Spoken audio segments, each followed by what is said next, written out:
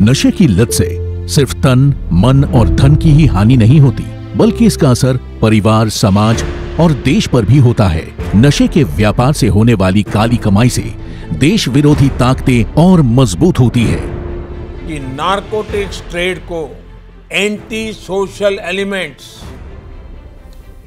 Anti national elements यानी असामाजिक तत्वों द्वारा नियंत्रित किया जाता है, जो राष्ट्र की शांति और सद्भावना को नष्ट करने पर तुले हैं।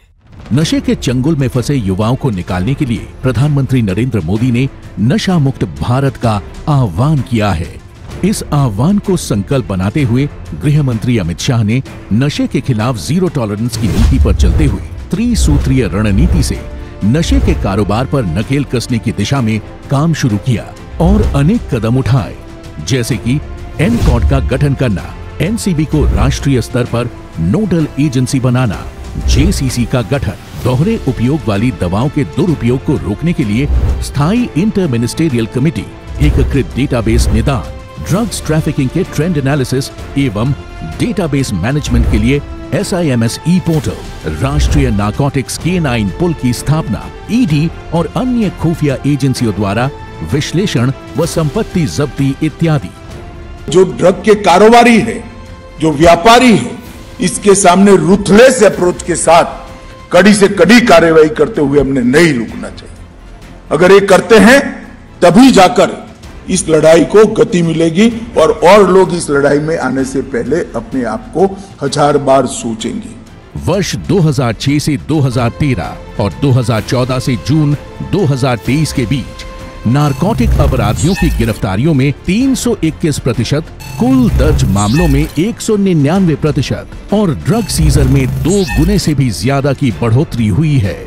इसी नीति के तहत दूरस्थ पहाड़ी क्षेत्रों में अफीम और गांजे की अवैध खेती पर रोकथाम के लिए ड्रोन, सैटेलाइट और अन्य आधुनिक तकनीकों का इस्तेमाल कर एरिया मैपिंग के निर्देश दिए गए हैं। अवैध खेती की पहचान के लिए एनसीबी बिसाग एन की सहायता से वेब पोर्टल और मोबाइल ऐप भी विकसित कर रहा है। वर्ष 2020 से 2023 के बीच एनसीबी व अन्य एजेंसियों ने 35,592 एकड़ अफीम और 82,691 एकड़ गांजे की खेती को नष्ट किया है। पकड़े गए ड्रग्स का दोबारा उपयोग में आना भी एक बड़ी समस्या थी। इसका समाधान करते हुए गृह मंत्री अमित शाह ने इन मादक पदार्थों को नष्ट करने के लिए एक विशेष अभियान शुरू किया।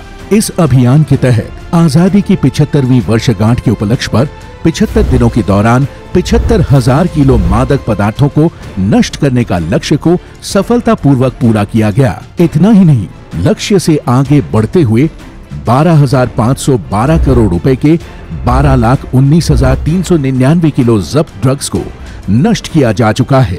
गृह मंत्री अमित शाह की उपस्थिति में विभिन्न कार्यक्रमों के दौरान देश भर में जब्त ड्रग्स को नष्ट किया गया, जैसे बेंगलुरु कार्यक्रम में 9,298 किलो, चंडीगढ़ में 31,000 किलो, गांधीनगर में 12,438 किलो, गुवाहाटी में 40,000 किलो और नई दिल्ली में 1,44,000 किलो ड्रग्स।